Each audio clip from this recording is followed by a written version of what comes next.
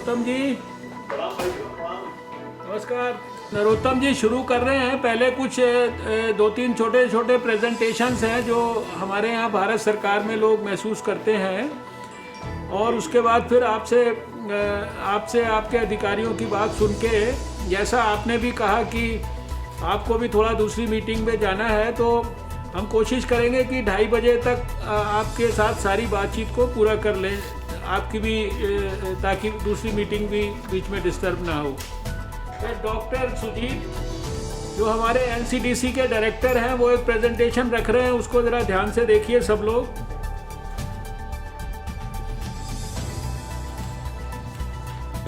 नमस्कार सर, मैं एक शॉर्ट में प्रेजेंटेशन दूंगा। मध्य प्रदेश की सब पूरी डिस्ट्रिक्ट में 33 डिस्ट्रिक्ट आज की तारीख में अफेक्टेड है।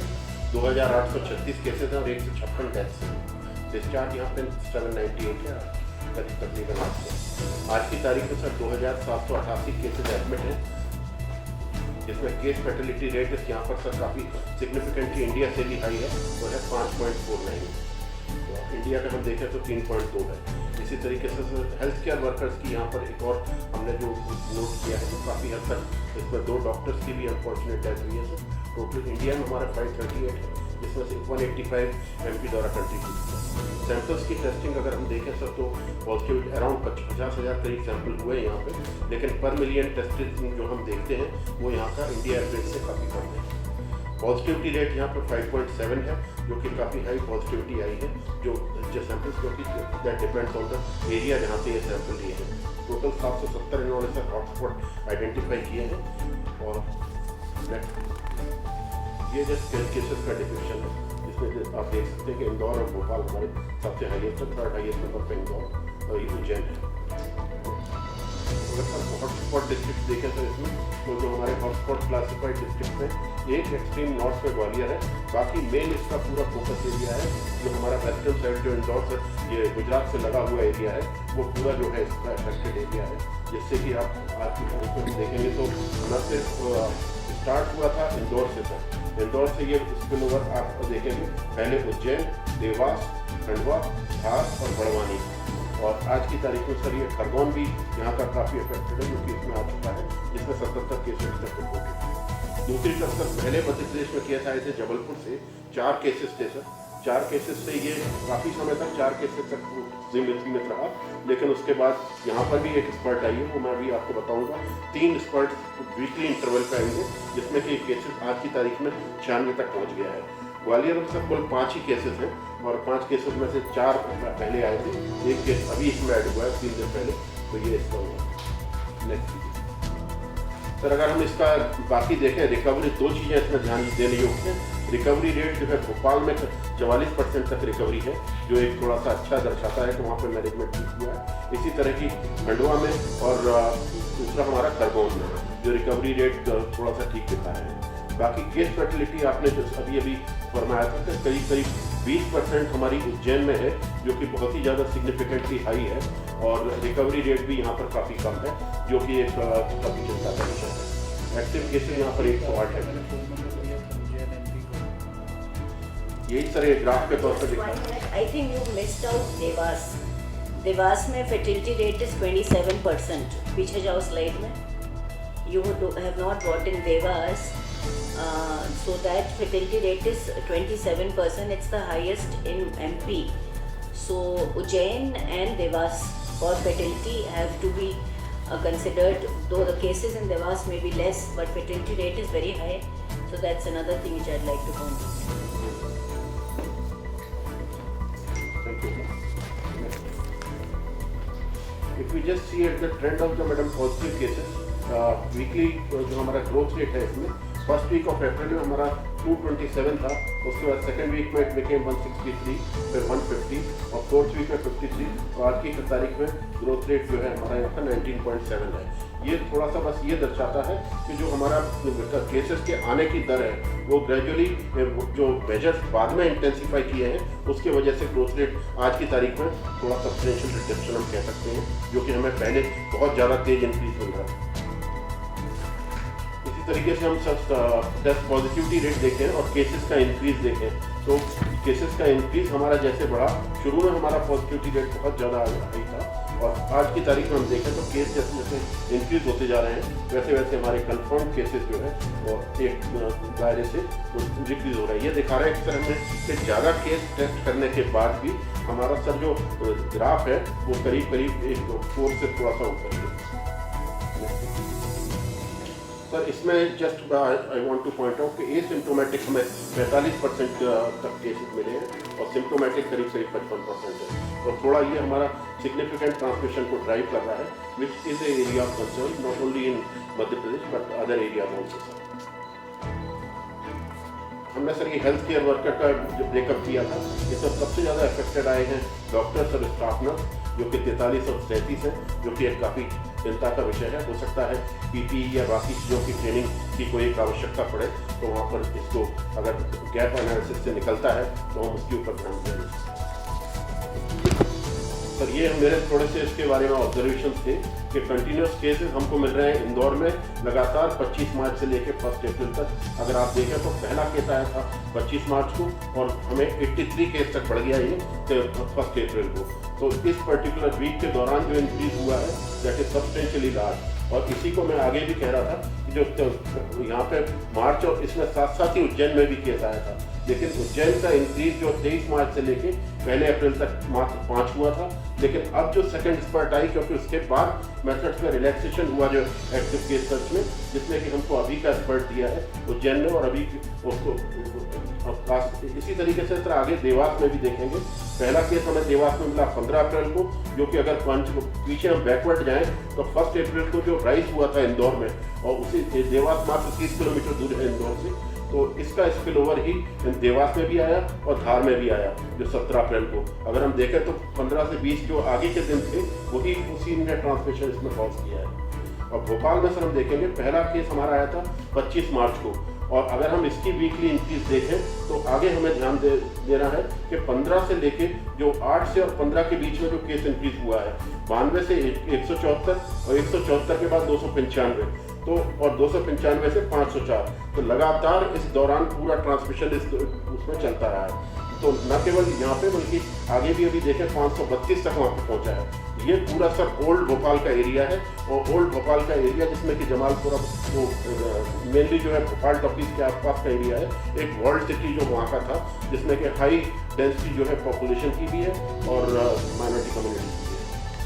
जबलपुर का सर इसी तरह जो मैं अभी बता रहा था 20 मार्च को पहले हमें 4 केस मिले थे, उसके बाद 8 अप्रैल को तक उसमें कोई भी केस का इजाफा नहीं हुआ था। 8 अप्रैल को 9 केस हुए और 15 को 12 और 22 को 30 और इस तरीके से, लेकिन 22 के बाद में जो हमें वहाँ पे राइज मिला है 29 को 83 और आज की तारीख में 96 केस हैं। इसमें sir district general less than 5 cases है। मैं इसलिए हाईलाइट कर रहा हूँ क्योंकि अगर हम थोड़ा सा अच्छा उसकी ओर जाएँ तो हमारे पास में 2 डिस्ट्रिक्ट इस प्रकार के आ सकते हैं, लेस देन 5 केस वाले और लेस देन 1 केस वाले, जहाँ पे 1 केस है। तो हमें सब 13 डिस्ट्रिक्ट ऐसे हैं जहाँ पे कि 5 से कम केस हैं, और 5 डिस्ट्रिक्ट ऐसे हैं जहाँ पे 1 ही केस है। इन 5 डिस्ट्रिक्ट में अगर हम लोगों को देखा जाए तो पिछले हमें कुछ दिनों से काफ़ी इसी में स्टेबल है।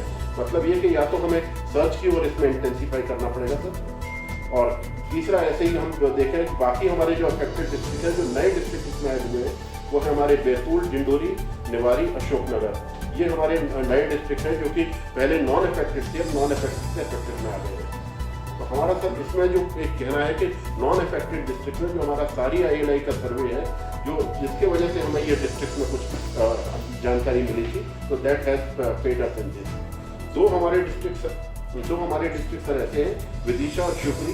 विदिशा जो 21 दिन से जिसमें कोई केस नहीं आया है, और शिवपुरी में 28 दिन से ज़्यादा हुए हैं, वहाँ से कोई केस नहीं आया। 10 हमारे सर नॉन अफेक्टेड डिस्ट्रिक्ट हैं जो मैं बता रहा था पिछले 15 दिन में जो इफेक्ट हुए हैं, जिनमें पन्ना, कटनी, रीवा, शहडोल, बुरहानपुर, अशोकनगर, अनूपपुर, डिंडोरी और हरदा है। इसके बाद सर मैं 2-3 चीज़ें और कहना चाहेंगे कि अगर हमारे जो डिस्ट्रिक्ट जो कि लेस देन 5 केस हैं, और इसी प्रकार हमारे जो नॉन अफेक्टेड डिस्ट्रिक्ट्स हैं, उसमें हमें सर्च को खास तौर पर ध्यान देने की जरूरत है, क्योंकि जिस तेजी से नॉन अफेक्टेड डिस्ट्रिक्ट अफेक्टेड में बदल रहे हैं वो ये दिखाते हैं कि हमारा कहीं ना कहीं स्लैकनेस जो है सर्च में भी और कहीं ना कहीं सर्वे में भी इस लैकनेस है उन नॉन अफेक्टेड डिस्ट्रिक्ट में। तो कुछ हिडन केसेस जो कि दूसरे डिस्ट्रिक्ट से ट्रांसपोर्ट हो जाते हैं, ये भी सर हमने वहाँ पे नोट किया कि कुछ लोग जो इंट्रा डिस्ट्रिक्ट मूवमेंट है वो काफ़ी फ्री है वहाँ पे, और हमारे उनका भी ऑब्जर्वेशन यही है टीम का भी कि वो शादी वादी अटेंड करने और वैसे भी समारोह में लोग आराम से एक दूसरे डिस्ट्रिक्ट में जा रहे हैं। तो कहीं ना कहीं लॉकडाउन कुछ इंटेंसिटी से नहीं हो पाया है।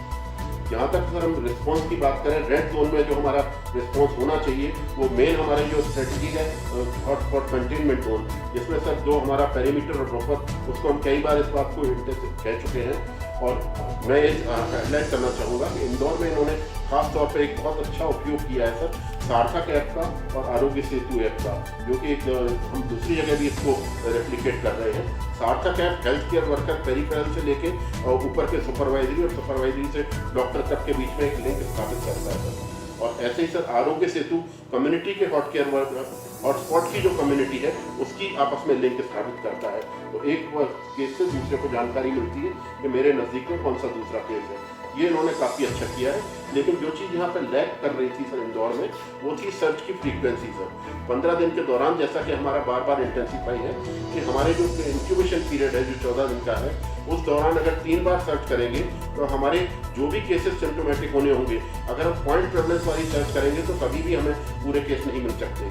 इसीलिए हमको सर्च को 7 दिन के बाद और फिर आखिरी सर्च हमारी 15 दिन के समय पर खत्म होनी चाहिए, जिससे जो भी सिम्टोमेटिक या इंक्यूबेशन पीरियड में हॉटस्पॉट जोन में लोग आते हैं वो हमें किसी न किसी तरीके से हमारे सर्विलेंस के द्वारा आइडेंटिफाई हो सके, जिससे कि हमको क्वारंटाइन या आइसोलेशन में तो रख सकें। दूसरी बात मैं ये कहूँगा, सिंगल केस डिस्ट्रिक्ट जो हमारे हैं और district with less than 5 cases जो भी टारगेटेड मोर इंटेंसिवली, क्योंकि इनको हम जल्दी से जल्दी फ्री कर सकते हैं और इनका पेरीमीटर कंट्रोल और एक्टिव केस सर्च अगर अच्छी होगी तो हमको ये बहुत अच्छा नतीजा जल्दी दे सकते हैं। और मात्र हम फिर 3 या 4 हॉटस्पॉट जो इनके मेन एरियाज हैं उनको डील करने के लिए अपने वर्कफोर्स को लगा सकते हैं। इसके बाद सर 2-3 चीज़ें हैं, जैसे कि एक एक्टिव केस सर्च जो कि हमारी अफेक्टेड डिस्ट्रिक्ट में चलती है, उसको हमारे जैसे ही नॉन अफेक्टेड में जाती है तो 28 दिन के बाद हमें ये देखना चाहिए कि जब तक लास्ट केस 28 दिन पूरे ना हो जाएं तब तक हमारी सर्च की फ्रीक्वेंसी हर 7 दिन में एक सर्च होती रहनी चाहिए। स्पेशल ट्रेनिंग जो कि अभी हेल्थ केयर वर्कर का इसमें पॉइंट आउट हुआ, वो हम जो कहना चाहते हैं, अगर स्टेट उस पर ध्यान दे तो अपना गैप एनालिसिस के बाद तो एक बार ट्रेनिंग उसके लिए की जा सकती है, खासतौर पर यूज़ ऑफ मास्क और use of PPE। Health human resource sir यहाँ पे हमारे NHM के द्वारा ऑगमेंट हुआ है सर। 23 एपिडेमोलॉजिस्ट डिस्ट्रिक्ट लेवल पर अपॉइंट किए हैं और 22 में से उन्होंने ज्वाइन कर लिया है। 16 डिस्ट्रिक्ट डाटा मैनेजर ने भी ज्वाइन किया है। इससे सर हमारी डिस्ट्रिक्ट एपिडेमोलॉजिकल यूनिट काफ़ी हद तक स्ट्रेंथन हुई है। लेकिन सर मैं ये प्रपोज करना चाहूँगा कि हमको 3 हमारे जो मेन अफेक्टेड एरियाज हैं, इंदौर, भोपाल और जबलपुर, इंदौर के पास में ही उज्जैन और देवास भी कवर करेगी वो। इसके जगह पे हम एक यूनिट यहाँ पे होनी चाहिए सर, मेडिकल कॉलेज, वहाँ पे 5 या 6 मेडिकल कॉलेजेस हैं, तो उनको इन्वॉल्व करते हुए अगर हम 1 माइक्रोबायोलॉजिस्ट और 5 एपिडेमियोलॉजिस्ट को लेके एक 20-25 सर्वे सुपरवाइजरी स्टाफ बनाए जो कि फील्ड टीम्स की रेगुलर मॉनिटरिंग करें और 5 डाटा एंट्री ऑपरेटर से रेगुलर डाटा का जो हमारा डाटा की डिस्क्रिपेंसी आ रही है उसको फिलअप करें, तो शायद हमारा ये अगले कुछ समय तक हम इसको सस्टेन कर पाएंगे, जिससे कि हमारा इफेक्टिव कंट्रोल हो पाएगा। साथ ही इनको लॉजिस्टिक और मोबिलिटी होना आवश्यक।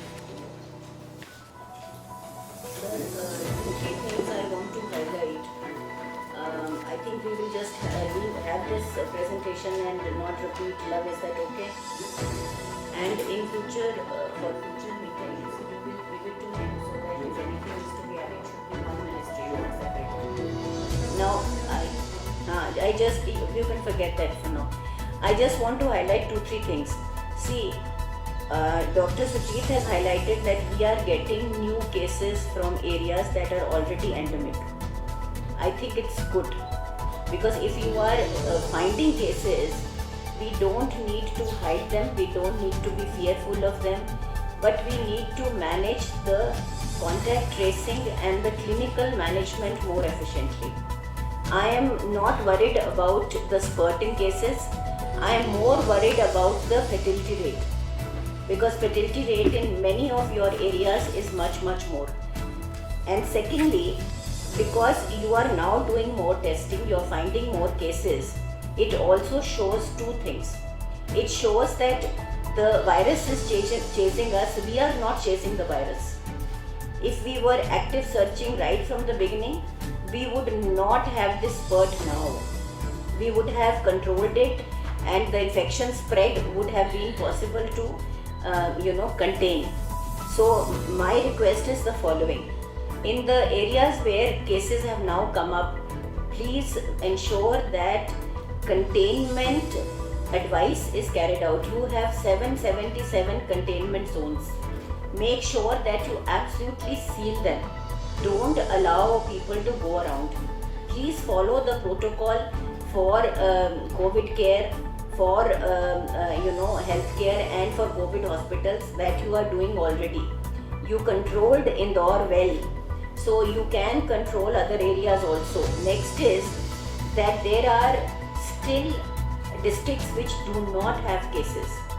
I would want that you do the testing for SARI and ILI there more intensively now itself, so that if there are any hidden cases, we can control them. And also the lot of IEC on hand hygiene. Ultimately it is our respiratory etiquette, it is our cleanliness that will save us in the long run also. So our lifestyle has to change. And next I would like to say is that जो आपने surveillance teams बनाई हैं, उसमें आप हर surveillance team के साथ, मैं तो कहूँगी कि हर लेन में, हर वार्ड में please identify and along with this team have I would say a community volunteer जो उसी एरिया से है, जिसकी बात लोग सुनेंगे, जो उनको बताएगा कि भाई अगर आपको थोड़ा सा भी सिम्टम है, आप टेस्टिंग के लिए आइए। आप अपने घर में कोविड एटिकेट को, आप कोविड एप्रोप्रिएट एटिकेट को आप फॉलो करिए। सो ये अगर हम चीज़ें करेंगे, these are tough times for specially sir, I would submit to the Madhya Pradesh health minister sir and the great work that Suleiman and his team are doing, and earlier Pallavi was doing also, and I know that she's still sort of connected with it. So I would earnestly request that don't be afraid of the cases, but we need to monitor and clinical management has to be proper. अच्छा, हमारे पास अब 4 स्लाइडें हैं on essential services. Sir बहुत संक्षेप में कुछ ऐसे points हैं जिनको हाईलाइट करना आवश्यक है। नेक्स्ट, अगर हम मध्य प्रदेश का HMIS का डेटा देखें मार्च 2020 का, can you click on the hyperlink? तो उसमें ये दिखाई देता है कि ANCs जो HMIS के द्वारा रिपोर्टेड है मार्च 2020 में, वो मार्च 2019 की तुलना में there is a reduction of 29%। इसी तरह से जितनी भी सर्विसेज HMIS से रिपोर्ट होती हैं, उसमें हम ये देखते हैं सर कि 20 से 30% तक की गिरावट मार्च 2019 और मार्च 2020 के तुलना में दिखाई देती है। ना इसका एक रीज़न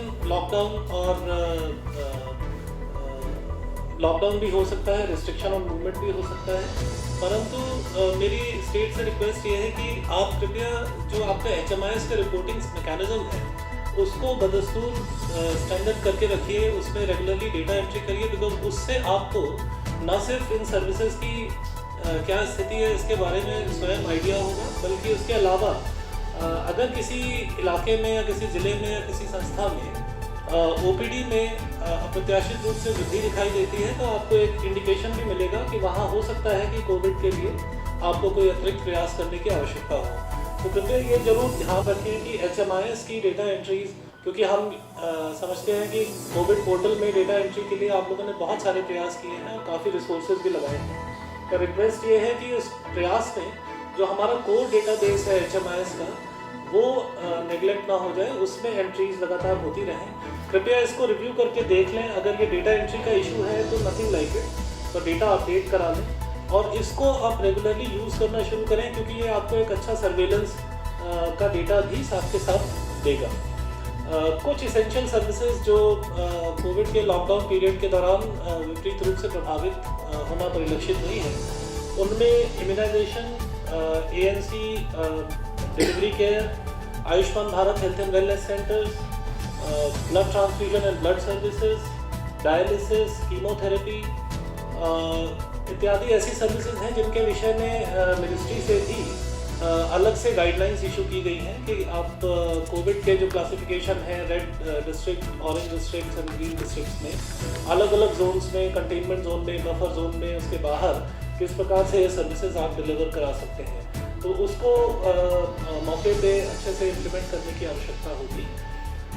एक और बहुत ज़रूरी चीज़ जो आवश्यक है वो ये है कि सभी इसेंशियल मेडिसिन अवेलेबल होनी चाहिए, और इसके लिए जितने भी लॉजिस्टिकल अरेंजमेंट्स हैं उसका एक रेगुलर रिव्यू स्टेट लेवल पे होना चाहिए। और जो आपके कंटेनमेंट जोन्स वगैरह हैं उनमें ये गाइडलाइंस हैं कि आवश्यक दवाइयाँ डोर स्टेप डिलीवरी के माध्यम से दी जानी चाहिए। इसके लिए आप वॉलंटियर्स को भी इंगेज कर सकते हैं, और जो राशि कोविड पैकेज के अंतर्गत दी गई है उसका भी उपयोग इसके लिए कर सकते हैं।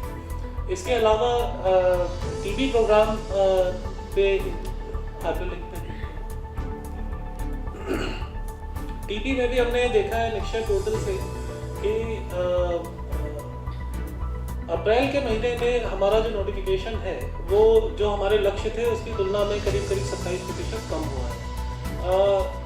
नेक्स्ट, टीबी के विषय में मेरी 2-3 चीज़ें स्टेट से रिक्वेस्ट है। एक तो ये कि टीबी की जो रूटीन डायग्नोस्टिक और मैनेजमेंट सर्विसेज हैं वो विपरीत रूप से असर ना पड़े, ऐसा ध्यान देना चाहिए। स्पेशली ऐसे डिस्ट्रिक्ट जहाँ पर अभी आपके कोविड के केसेस नहीं हैं, वहाँ पे जो टीबी के सैंपल ट्रांसपोर्ट और टेस्टिंग और ड्रग डिस्ट्रीब्यूशन वगैरह के सिस्टम्स हैं उनको स्ट्रेंथन करने की आवश्यकता रहेगी, ताकि ये जो बैकलॉग है, क्योंकि ये ऐसा नहीं है कि ये केसेस हमें नहीं मिले हैं तो इसका मतलब ये केसेस कम्युनिटी में नहीं है। ये केसेस हम उन केसेस तक पहुंच नहीं पाए हैं या लोग हमारी सर्विसेज को एक्सेस नहीं कर पाए हैं। सो देयरफॉर एक तरह का बैकलॉग टीबी केसेस का पॉपुलेशन में है, और क्योंकि ये कम्युनिकेबल डिजीज़ है इसलिए इसको जल्द से जल्द डिटेक्ट करना आवश्यक है।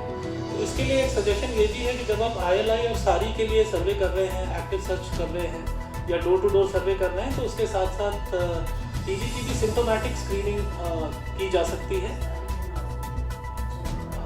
पर जो एक्टिव सर्च हम डोर टू डोर कर रहे हैं उसके साथ साथ टीबी की सिम्टोमेटिक स्क्रीनिंग कर सकते हैं।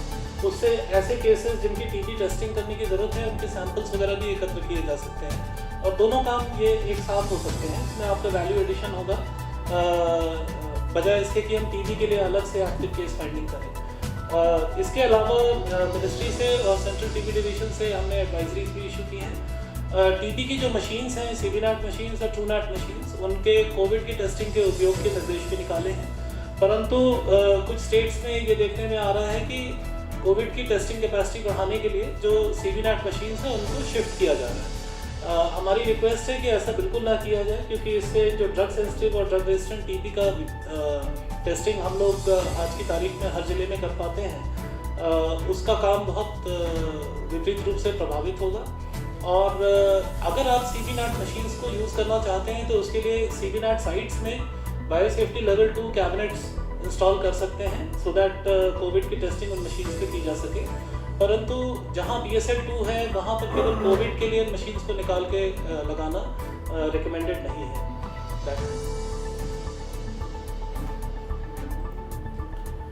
इसके अलावा कुछ जो मलेरिया एंडेमिक इलाके हैं उनमें वेक्टर बॉर्न डिजीजेस से कंट्रोल के लिए इंडोर रेजिड्यूल स्प्रे भी अप्रैल-मई के महीने में किया जाता है। लॉकडाउन और रिस्ट्रिक्शंस की वजह से ये हो सकता है विपरीत रूप से प्रभावित हुआ हो, परंतु रिक्वेस्ट ये है कि एक बार इसको रिव्यू करके इंश्योर कर लें कि जिन इलाकों में ये स्प्रे होना है वो हो जाए। साथ ही जो मच्छरदानियाँ अभी वितरण के लिए लंबित है उनका वितरण भी बरसात के पहले कर लिया जाए। टेलीमेडिसिन और टेली काउंसलिंग के लिए मिनिस्ट्री के इनिशिएटिव पे ई-संजीवनी का एक बहुत बड़ा इनिशिएटिव प्रारंभ किया गया है।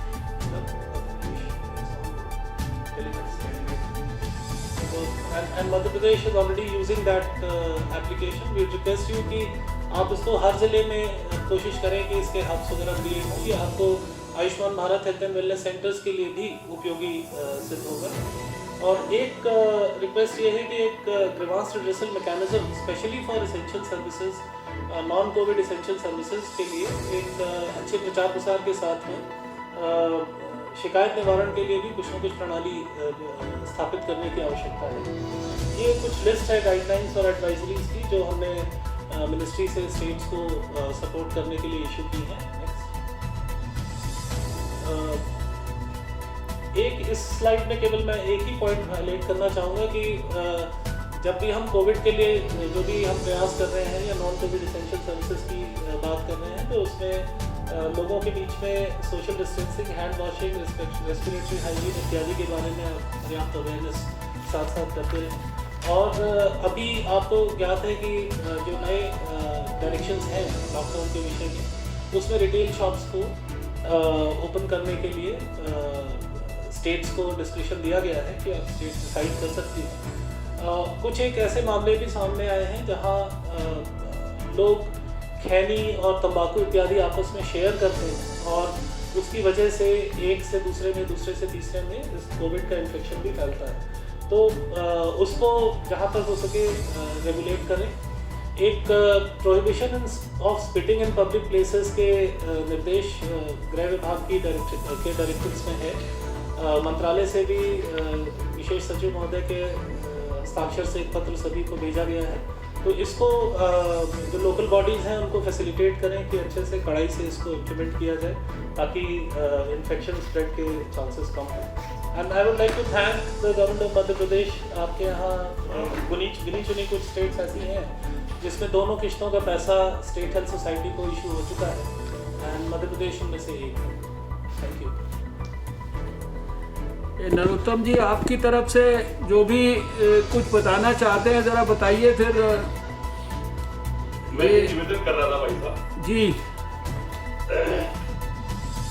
दो उदाहरण है हमारे यहाँ जो आपके ध्यान में दोनों डालना चाहता था। एक तो भोपाल के अंदर चिरायु अस्पताल है, मेडिकल कॉलेज है प्राइवेट, उसके बारे में आपको ध्यान आकर्षित कर दूंगा। और दूसरा उज्जैन के अंदर आरडी गार्डी मेडिकल कॉलेज है। ये दो विषय हैं, एक अच्छे के लिए एक बुरे के लिए, दोनों आपके ध्यान में डालना चाहता हूँ। अच्छे को चाहता हूँ कि अंगीकार किया जाए, स्वीकार किया जाए और प्रयोग के बतौर लिया जाए, और बुरे पर क्या कार्रवाई कर सकते हैं ये विचार भी किया जाए। पहला भोपाल का है। हमारे यहाँ पर भोपाल में चिरायु मेडिकल कॉलेज में 600 पेशेंट भर्ती हुए और 600 में से एक भी काल कवलित नहीं हुआ, एक भी नहीं मरा। इन्होंने एक नई ऑक्सीजन थेरेपी अपनाई है। ये ऑक्सीजन थेरेपी के कारण से एक भी पेशेंट सीरियस से सीरियस भी डेथ नहीं हुआ, मरा नहीं। तो ये ऑक्सीजन थेरेपी के लिए आपका कोई टीम, सर्वे दल कोई आए, इसका अध्ययन करे, जिससे देश के अन्य जगहों पर इस थेरेपी का लाभ लिया जा सके। ये एक प्रार्थना थी आपसे। दूसरा है आरडी गार्डी कॉलेज। ये उज्जैन का इसने बहुत ज्यादा असहयोग किया है, कई लोग मर गए वहां पर सिर्फ इनके असहयोग के कारण से। एक प्राइवेट मेडिकल कॉलेज है आरडी गार्डी। ये सारा का सारा स्टाफ हमारे भोपाल से भी अलग से अपना दल बनाया। वो दल के जाने के बावजूद भी इनकी आदतों में सुधार नहीं आया। तो हम दिल्ली से क्या कार्रवाई कर सकते हैं ये आपके ध्यान में मैं डालना चाहता हूँ। सर ये तो आप भी कार्रवाई कर सकते हैं सर। ये बोले मैं आगे state is a health subject sir, under your ये जो आपका आवाज नहीं आई सर, ये तो कार्रवाई आप अपने आप ही कर सकते आवाज नहीं आ हैं रही आपकी। सर। मैं ये कह रही हूँ कि सर ये कार्रवाई आप ही कर सकते हैं sir. Private medical college state government के अंडर आता है सर, उसमें आप you are free to take कार्रवाई करिए सर। और दूसरा MCI को चिट्ठी लिखवाइए sir from the medical education wing sir. Thank you ma'am. दूसरा मेरी प्रार्थना, वो पहले वाली का जवाब नहीं दिया मैम आपने। कोई दल आके ये चिरायु का अध्ययन करे। माननीय स्वास्थ्य मंत्री, ऑक्सीजन तो ये मैं समझ गया जो आप कह रहे हैं। ये हाइपरबैरिक ऑक्सीजन वगैरह जो है इस्तेमाल, जो भी उन्होंने कुछ किया है, हम उनसे अपने ICMR को कहेंगे। ये नॉन थेरेपी है तो ICMR वाले उनसे और कोऑर्डिनेट करेंगे, और अगर उसमें कोई ऐसा इशू होगा जिसको कि आगे कहीं रेप्लिकेट करने का, एक्सपीरियंस को शेयर करने की बात होगी तो वो हम कराएंगे। आपका विषय ध्यान में आ गया हमारे सर।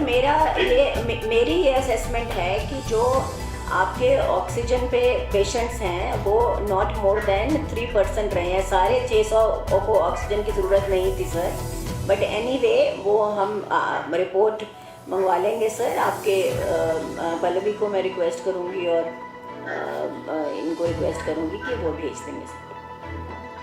दूसरा ये ग्वालियर हमारा रेड जोन में क्यों ले लिया? वहाँ तो कोई ऐसा है ही नहीं मामला, कोई 4 पेशेंट आए हैं ग्वालियर में। सर वो हम करेक्ट कर लेंगे, और मेरी रिक्वेस्ट है कि अगर आपको ऐसा लगता है तो आप उसमें जो कंटेनमेंट एरिया है उसको छोटा करके आप अपनी कार्रवाई कर सकते हैं सर। वहाँ कोई कंटेनमेंट एरिया ही नहीं है, वहाँ कुछ है ही नहीं। ठीक है सर, तो उसमें अगर 4 केस हैं उनकी कॉन्टैक्ट ट्रेसिंग कर लीजिए सर। नहीं, वो 4 भी ठीक हो गए ना, वो 4 भी ठीक हुए, 15 दिन हो गए।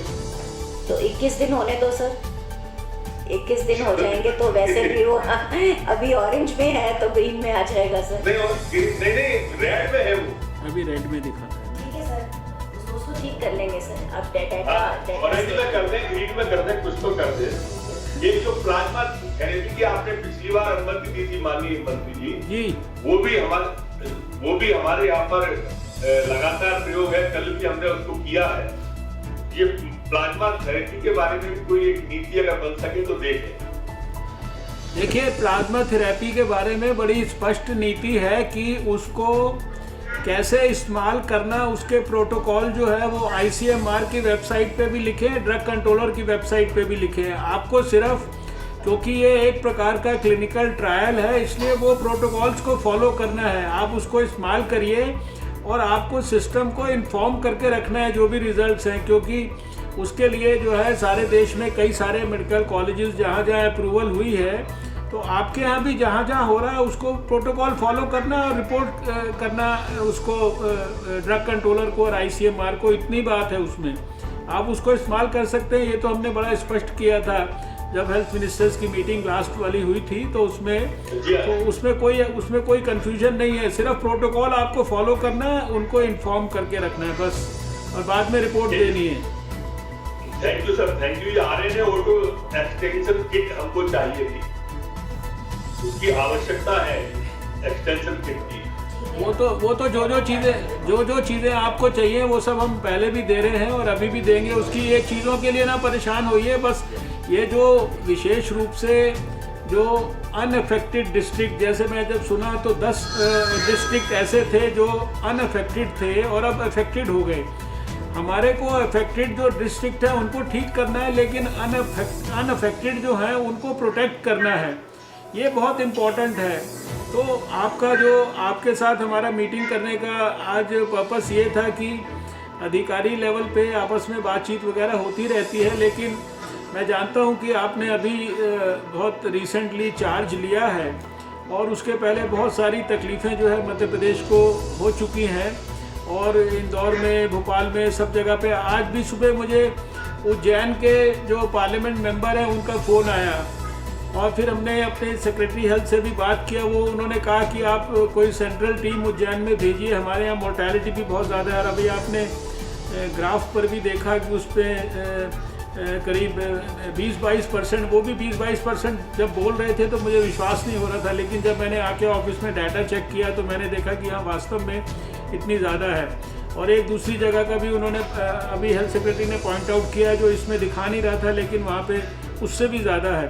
तो ये जो मोर्टेलिटी रेट है ये तो एवरेज हमारा देश में 3% चल रहा है, और जहाँ जहाँ ये ज़्यादा डेथ्स हो रही हैं इनका कारण एक ही समझ में आता है कि यहाँ पे लोग शायद समय पर इनका एडमिशन नहीं हो रहा, देरी से यहाँ पर अस्पतालों में पहुँच रहे हैं।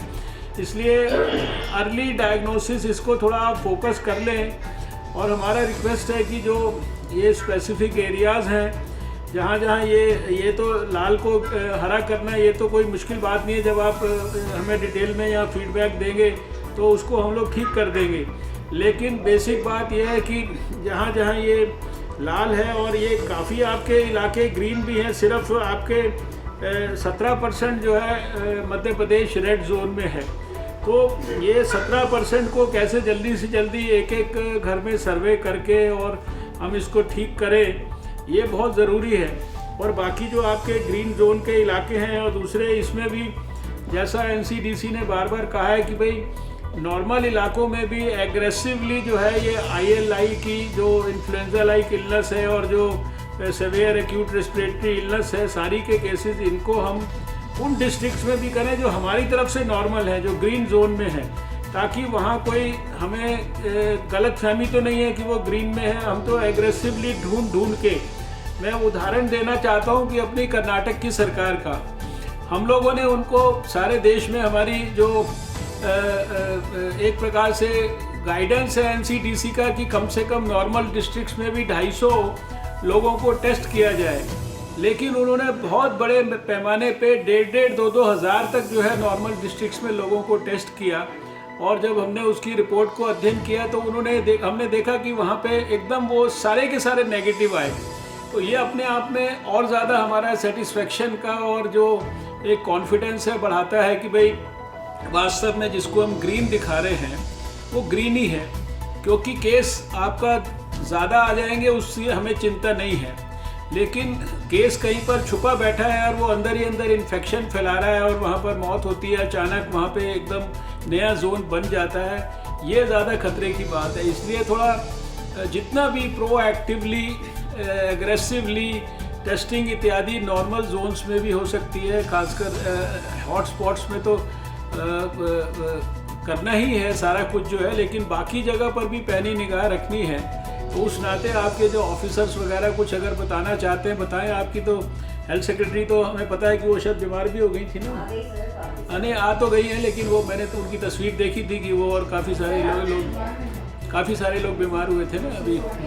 हाँ नहीं, अच्छी बात है। हमारे एसीएस साहब हैं मोहम्मद सुलेमान जी, तो वो इसमें अपना पक्ष रखेंगे। हाँ सुलेमान जी बताइए। सुलेमान साहब, उज्जैन के बारे में मैं एक बात कहना चाह रहा था माननीय मंत्री जी, ये जो डेथ का रेट उज्जैन का आपने जिक्र किया 22% का, वह 9 केस तो ऐसे थे जो लगभग मरणासन ही आए थे, इतने लेट आए थे, लगभग मृत पाए थे 9 लोग को, और बाकी के जो लोग आए थे इतना लेट आए वो अस्पताल में, इसके कारण से ये डेथ रेट एकदम बढ़ा है। नहीं, यही चिंता का विषय है कि ये लेट इसलिए आते हैं क्योंकि हम उनको जल्दी से जल्दी डायग्नोज नहीं कर रहे। मुझे उन्होंने बताया कि एक बीजेपी के काउंसलर की भी जो है वहाँ डेथ हुई है कल परसों या रिसेंटली जो है कल हुई है, पर उसमें कारण दूसरा था।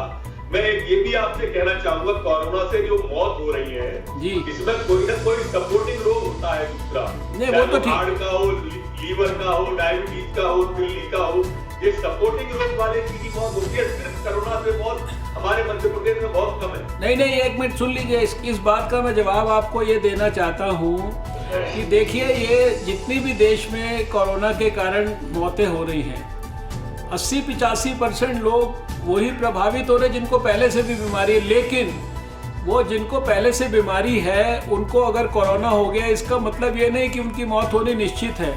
केरल के अंदर 96 साल की उम्र के जो कपल हैं वो ठीक होकर गए हैं वापस, जिनको बीमारियां भी थी। इसलिए अगर किसी को पहले से बीमारी है तो हम ये मान के ना चलें कि उसकी मौत होनी निश्चित है। वो पहले से बीमारी होने के कारण उसकी बदकिस्मती होगी, और अगर लेट डायग्नोसिस हुआ तब उसको बचाना मुश्किल होगा। अगर उसको भी सही समय पे डायग्नोज कर लिया तो शायद उसमें से भी बहुत सारे लोग बच जाएंगे। इसलिए थोड़ा सा जो है ये अर्ली डायग्नोसिस के ऊपर थोड़ा फोकस करें। आप कर ही रहे होंगे, इसमें कोई बात नहीं है, लेकिन आपस में हमारा बातचीत करने का सिर्फ आइडिया यही है कि एक दूसरे से बात सुन के समझ के हम अगर जो भी कुछ इम्प्रूवमेंट कर सकते हैं, हम सिर्फ यहाँ बैठे हैं कि आप हमसे क्या सहायता चाहते हैं, आपकी सहायता करने के लिए हैं। और यहाँ से और कोई टीम्स भेजनी है और दूसरी आपको किसी भी तरह की सहायता चाहिए, आपकी जितनी भी हम लोग हैंड होल्डिंग कर सकते हैं उसके लिए हम लोग एकदम कृत संकल्प हैं। और ये मीटिंग का उद्देश्य भी हमारा यही है। तो सुलेमान जी बताइए, आप कुछ बताना चाहते थे। सर मैं ब्रीफ में, हालांकि वैसे मैंने प्रेजेंटेशन तैयार किया था बट मैं नहीं लगाया क्योंकि सर एनसीडीसी ने सारी चीजें कवर करी। बस जहाँ छोटे मोटे इश्यूज हैं वो आपके ध्यान में लाना है। सर 2837 हमारे केस थे सर, उसमें से करीबन 800 ठीक होके जा चुके हैं। मतलब हमारा पॉजिटिव केसेस का करीबन 28% तो ऐसे हैं जो डिस्चार्ज हो गए हैं। एनसीडीसी में नंबर थोड़ा फर्क था, I am just highlighting that sir. जो सैंपल्स हम लोग टेस्ट कर चुके हैं करीबन 50,000 है sir. I know we are still less than the national average, but every single day we are ramping up sir. और आपके संज्ञान में है सर, जब हमारे पास खुद कैपेसिटी नहीं थी तो we sent our samples out of the state also to test. अभी हमारी कैपेसिटी रैंप अप हो गई है। The only concern is that हमको आरएनए एक्सट्रैक्शन किट का चैलेंज अभी भी कई बार होता है सर, और खासतौर से ऑटो आरएनए एक्सट्रैक्शन किट हमको नहीं मिल पाती। वो हमको कई बार हम लोकल परचेज भी कर रहे हैं सर। हमने गवर्नमेंट ऑफ इंडिया से भी कई बार रिक्वेस्ट किया, आपकी मदद मिलती भी आई है सर। वो अगर हमको थोड़ा सपोर्ट मिलता है तो हमारा टेस्टिंग का फर्दर जो कैपेसिटी है उसका यूटिलाइजेशन बेटर होगा। मैं एक और बात आपके ध्यान में लाना चाहता हूँ सर, पिछले 4 दिनों का डेटा अगर मैं देखता हूँ तो मेरी रिकवरी 337 है, जबकि नए केसेस 278 है। मतलब I have reached a stage in which my recoveries are more than the new cases. In fact, last 2 दिन में तो कल हमारे नए केस 75 174 हमारे रिकवरी केस है। We are stabilizing now gradually, जिसमें हमारा हॉस्पिटल पेशेंट्स जो है वो करीबन 2000 के आसपास आ गए हैं, जिसको हमको रिड्यूस करना है। जो हमारा इंक्रीजिंग ट्रेंड था वो रिड्यूस होने लगा है सर। जो हमारे केसेस है सर जो आपके संज्ञान में है सर, 3 डिस्ट्रिक्ट अगर हम देखते हैं तो 80% केसेस हमारे खाली 3 जिलों में है, भोपाल, इंदौर और उज्जैन में। सर वो जो एक 2 केसेस की बात आई, करीबन 8 जिले ऐसे हैं जिसमें 1-2 केस हैं। वो सब ऐसे हैं जो बाहर से ट्रैवल किए और जिले की बाउंड्री पे हमारे टीम ने उनको इंटरसेप्ट करके कंटेनमेंट में लिया, उनके हमने टेस्ट किए और वापस उनमें से कुछ पॉजिटिव आए। 3 लोग उसमें दिल्ली से आए हुए हैं, कुछ लोग इंदौर से गए हुए हैं। Known cases tracked in the boundary of the district, sampled and then tested. तो वो किसी एरिया में फर्दर नहीं गए।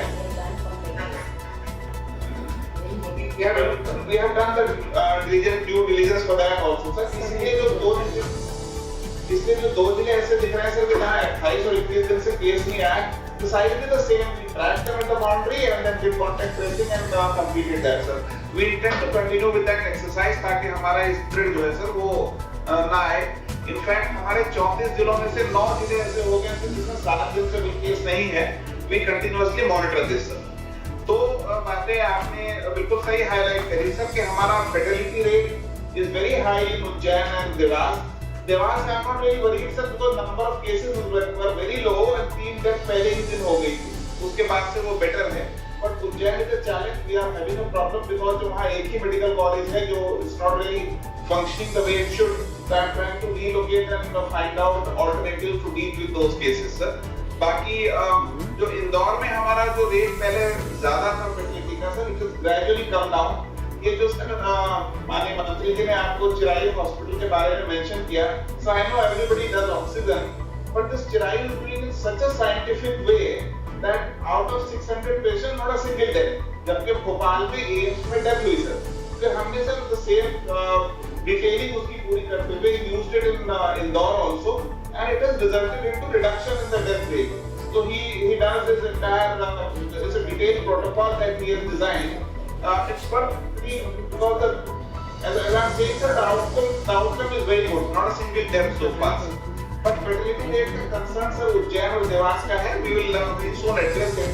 सर आज आपने कहा था तो हमने जिलों को भी रखा हुआ है सर, अगर आप उज्जैन और देवास से कुछ पूछना चाहेंगे तो those districts are also here today sir। बाकी सर जो अपना ट्रेंड है सर, अगर मैं पॉजिटिव केसेस का देखता हूं, that trend is also coming down. In fact now it is around 3.5% जो पॉजिटिव केसेस निकल रहे हैं out of the sample that we are testing sir. हम लोग सर अपने कंटेनमेंट एरिया को भी रीप्लान करना शुरू कर दिए सर। आपने नई गाइडलाइंस इशू की हैं सर, पहले 1 किलोमीटर 3 किलोमीटर की रेडियस का जो उसको आपने रिलैक्स किया है सर, तो हम उसको भी रीप्लान कर रहे हैं, क्योंकि अगर हमारे कंटेनमेंट एरिया बेटर डिजाइन हो जाते हैं सर तो हमारे सर्वेलेंस के एफर्ट उतने ही फोकस्ड हो जाते हैं। और आपने बिल्कुल सही कहा सर, उन जिलों में भी जो ग्रीन डिस्ट्रिक्ट हैं, हम सारी और आरआई का सर्वे का काम लगातार कर रहे हैं, टेस्टिंग भी सभी जिलों में कर रहे हैं। In fact there are more than 4000 test which have come out of the green district, जहां एक भी केस नहीं है, तो हमने उसको इग्नोर नहीं किया हुआ है सब पूरी तरह से।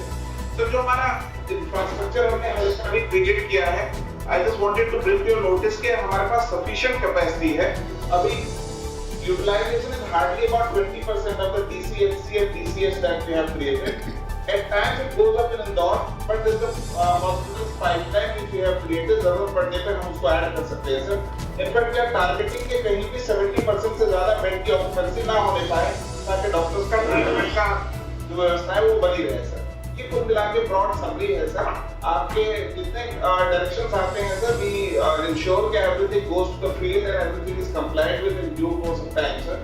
And I see a very positive trend sir। I'm actually looking very optimistic these days with the number reducing sir। हमारे जिले में अगर आप इंदौर से किसी से कुछ पूछना चाहें सर, we have 2 minutes आप पूछना चाहें तो वो भी आप कर सकते हैं। ये मैं देख रहा हूँ कि नरोत्तम जी एकदम जाने के लिए तैयार हैं, बस 10 मिनट और दीजिए, सिर्फ 10 मिनट। मैं एक तो अभी यहाँ पे एम्स के डायरेक्टर भी बैठे हैं, उनसे भी जानना चाहूँगा कि अभी हमने ये पीछे एम्स की जब मीटिंग की थी, हमने कहा था कि एम्स जो हमारे 10 ये एम्स हैं वो एक बड़े लेवल पर मेंटर इंस्टीट्यूशन का काम करें और प्रोएक्टिवली फील्ड में जाकर अपनी टीम्स भेज के जहाँ जहाँ गैप्स हैं उनको स्ट्रेंथन करें, उनको हेल्प करें, किसी का इंतज़ार ना करें कि उनको कोई आके कहेगा एक्स्ट्रा काम करने के लिए। तो उन्होंने इस दिशा में क्या किया है थोड़ा सा हमको बताएं। आपकी आवाज़ नहीं आ रही, उसको मैं अनम्यूट। निवेदन कर रहा था जी, एक तो जो हमारे भोपाल के हैं उसको अगर उज्जैन को अब क्या कहेंगे मेंटल बना दे या गोद ले ले वो उज्जैन को कुछ नहीं, हमने इनको पूरे मध्य प्रदेश के लिए कहा कि इनको काम करना है, ये इसीलिए पूछ रहे हैं, आपके सामने ही पूछ रहे हैं इनसे। उज्जैन का एक स्पेशल दे दें इनको उज्जैन। ठीक है, अब वो आपने कह दिया, समझ लीजिए कि उन्होंने ले लिया, लेकिन हमने तो उनको पूरा मध्य प्रदेश के लिए कहा था। वो फीडबैक हम लेते हैं, फिर आप उसमें सुनिए और फिर हम उसमें जो भी एडिशन करना है करते हैं। बताइए डायरेक्टर साहब। जी सर नमस्कार। सर हम जो है बिल्कुल हमारे 3 faculty senior faculty member sir state की टास्क फोर्स में हैं एंड टाइम टू टाइम जब भी स्टेट को जरूरत होती है तो वो की हेल्प कर रहे हैं कंटिन्यूसली। हमारे भोपाल में भी जा रहे हैं और इंदौर में भी टीम में पार्टिसिपेट कर रहे हैं। जहाँ भी state government whenever they want हमारे फैकल्टी जा रही है उनको हैंड होल्ड करने के लिए, सर्विलेंस करने के लिए। उज्जैन में सर अभी नहीं गए बिकॉज उज्जैन में हमें किसी ने बताया नहीं। और लेकिन उज्जैन का सवाल सर जो आप कह रहे हैं गोद लेने का, थोड़ा सा ये तो आपको डिसाइड करना है। और सर आप दोनों कहेंगे दूर बहुत है सर, थोड़ा सा हमको लॉजिस्टिक डिफिकल्ट होंगे। रेड जोन का जो सवाल है सर, जो पिछली बार कहा था हम कर रहे बहुत सारे प्रोजेक्ट्स भी कर रहे हैं उनके साथ मिलकर। देखिए ऐसा वो ठीक कह रहे हैं। देखिए जो जैसे स्वास्थ्य मंत्री मध्य प्रदेश कह रहे हैं, हमने ये कहा था कि ये एम्स को हम कोई लोकलाइज्ड आप इंस्टीट्यूशन नहीं है, आपको पूरी मेंटरशिप टोटल लेनी है, दूर पास कुछ नहीं देखना है और आपको इंतजार भी नहीं करना है किसी इंस्ट्रक्शन का। हमने पीछे जो मीटिंग की थी ये कहा था कि आपको प्रोएक्टिवली आपके स्टेट में कहाँ कहाँ तकलीफ़ें हो रही हैं, आपको कहाँ कहाँ उसको स्ट्रेंथन करना है। तो अगर उज्जैन में इतनी तकलीफ हो रही है, देवास में इतनी तकलीफ हो रही है, तो एम्स उसमें क्या क्या मदद कर सकता है। तो आपको प्रोएक्टिवली वो काम करना है, उसकी प्लानिंग करिए, उसको प्लानिंग करके वहाँ लोगों को भेजिए, हमको भी फीडबैक दीजिए और उनको मध्य प्रदेश के मुख्यमंत्री उनको अपने स्वास्थ्य मंत्री जी को भी जो है आप फीडबैक दीजिए।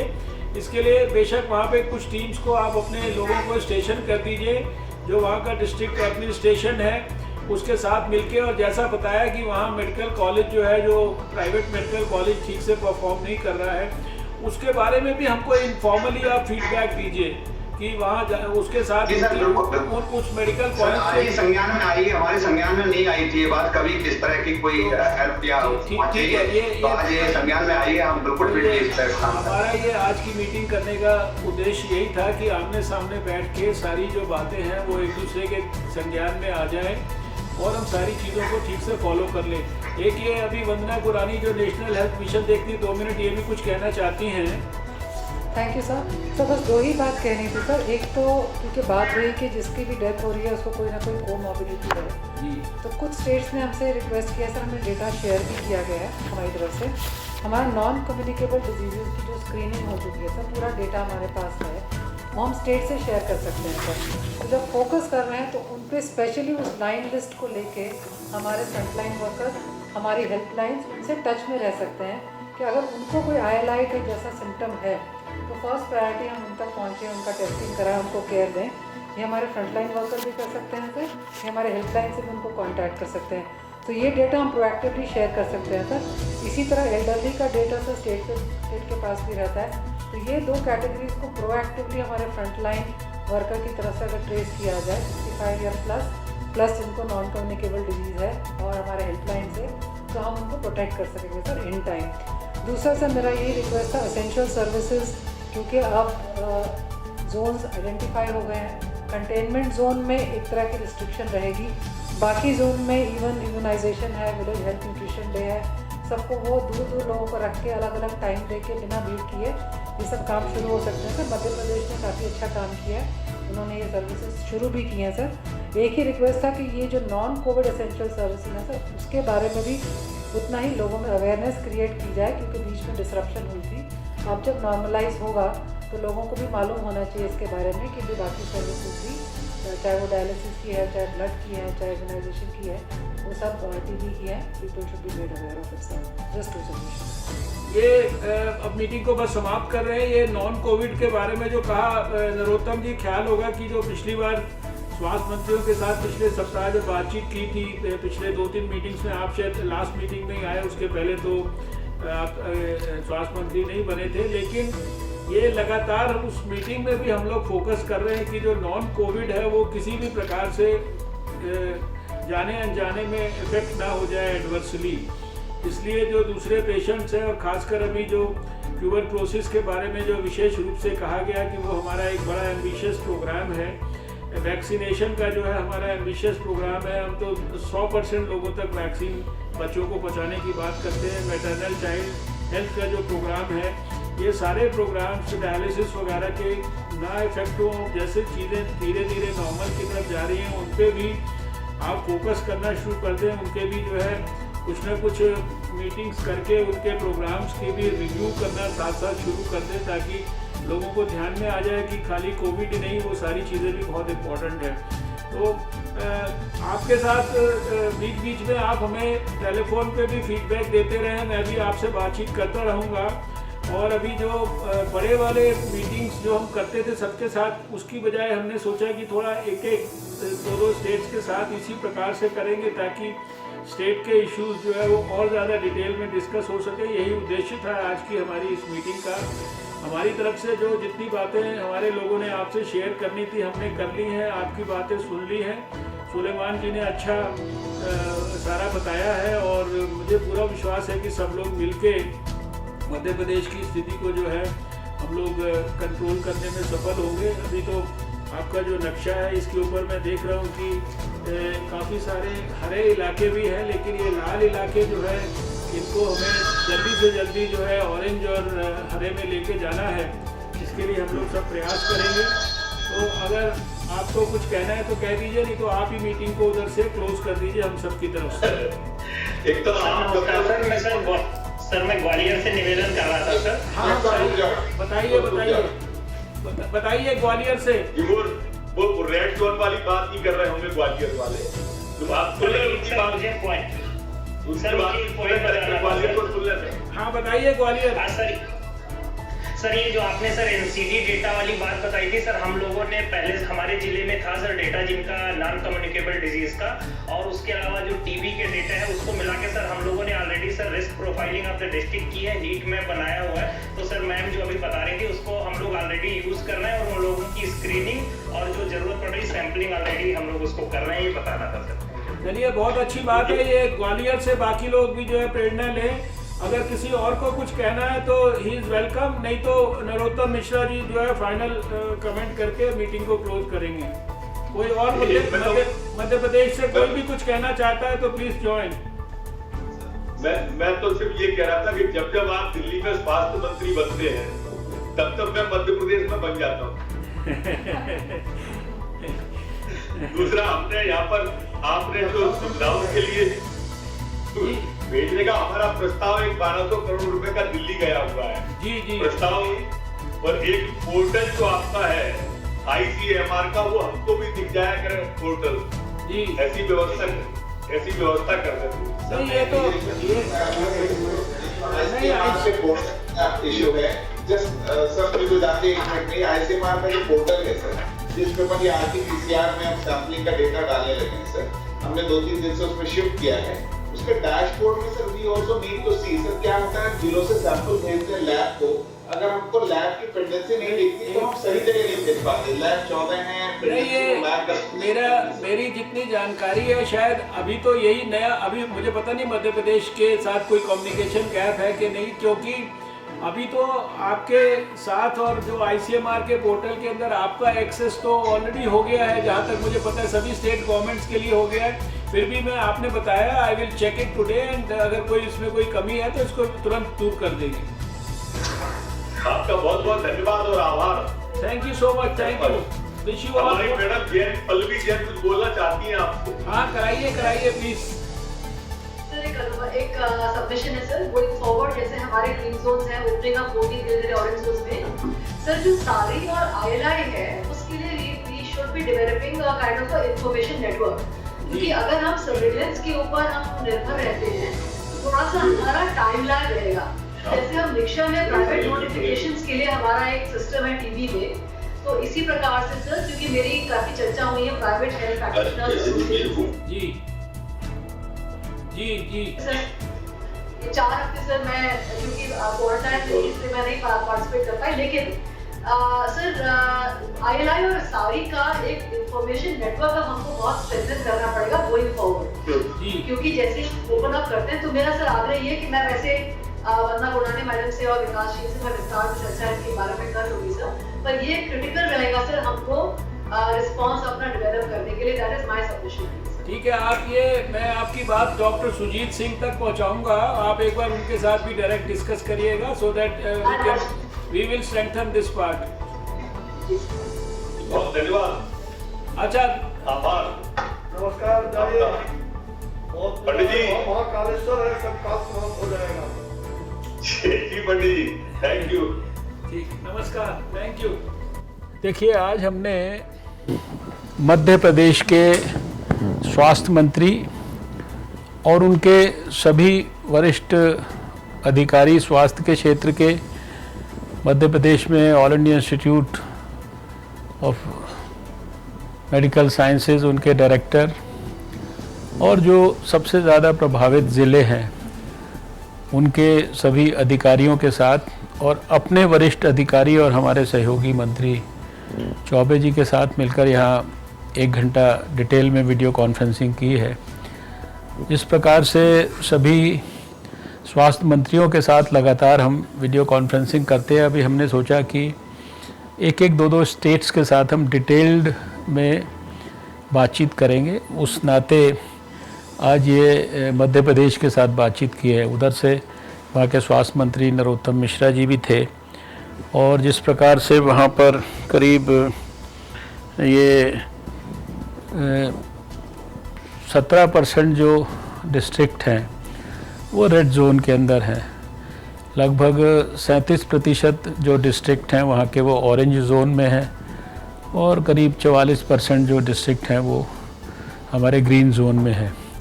तो जो विशेष रूप से प्रभावित इलाके हैं जैसे इंदौर है, भोपाल उसके वजह से हुआ, उज्जैन है, इस तरह से देवास है, ये सारे इलाके और कुछ इलाके जहां विशेष रूप से मॉर्टेलिटी रेट ज़्यादा है, उन सब के बारे में बहुत विस्तार से चर्चा हुई है। ऑल इंडिया इंस्टीट्यूट को भी और ज़्यादा प्रोएक्टिवली, एग्रेसिवली मध्य प्रदेश में और विशेष रूप से उज्जैन में काम करने के लिए कहा गया है। सारे जो वहाँ पर प्रोग्रेस है उसके बारे में विस्तार से डिस्कशन हुआ है और कोविड के अलावा जो नॉन कोविड के जो रोग हैं, जैसे टीबी का हमारा प्रोग्राम है, हमारा मैटरनल चाइल्ड हेल्थ का प्रोग्राम है, इम्यूनाइजेशन के हमारे प्रोग्राम्स हैं, डायलिसिस के प्रोग्राम हैं, दूसरे जो फील्ड के अंदर पहले स्क्रीनिंग वगैरह होती थी, हाइपरटेंशन, डायबिटीज़, तो कोई दूसरे प्रोग्राम किसी भी कारण से प्रभावित ना हो उसके बारे में भी सरकार का ध्यान आकृष्ट हमने किया है। ये भी उनको कहा है कि जो अनअफेक्टेड डिस्ट्रिक्ट हैं, जैसे 44% जो डिस्ट्रिक्ट हैं वो ग्रीन जोन में हैं, जहाँ एक तरफ रेड जोन में काम करने की आवश्यकता है, वहाँ ग्रीन जोन को प्रोटेक्ट करने की भी आवश्यकता है। इसलिए सारे देश में हम एग्रेसिवली ऐसे डिस्ट्रिक्ट्स में ILI यानी इन्फ्लुएंजा लाइक इलनेस या सारी के केसेस जो होते हैं, सेवियर एक्यूट रेस्पिरेटरी इलनेस, इनकी भी हम लोग जो है सर्वेलेंस कर रहे हैं। इनकी भी केसेस की ढूंढ के अस्पतालों के अंदर, इंडोर में भी और OPD में भी इन केसेस की हम लोग टेस्टिंग कर रहे हैं ढूंढकर, ताकि कहीं पर भी ये गलतफहमी ना हो कि हम ग्रीन समझते हैं लेकिन वहाँ केसेस तो नहीं है। तो ये काम सभी स्टेट्स में हो रहा है, मध्य प्रदेश में भी हो रहा है कई स्टेट्स इसके अंदर बहुत अच्छा काम कर रहे हैं, बहुत इसको एग्रेसिवली कर रहे हैं। तो हम भी अपनी तरफ से आग्रहपूर्वक एक तरफ रेड जोन में चिंता, दूसरी तरफ ग्रीन जोन, ऑरेंज या रेड ना हो जाए इसकी चिंता। तो बहुत अच्छी मीटिंग हुई है और हम पूरी तरह से केंद्र सरकार की तरफ से जो स्टेट गवर्नमेंट है उसको सहायता करने के लिए, उसकी हैंड होल्डिंग के लिए, अपनी सेंट्रल टीम्स भेजने के लिए, उज्जैन के लिए उन्होंने विशेष रूप से और ज़्यादा आज कहा, तो अभी ऑल इंडिया इंस्टीट्यूट की टीम्स वहाँ पर जो है जाकर और ज़्यादा काम करेंगी।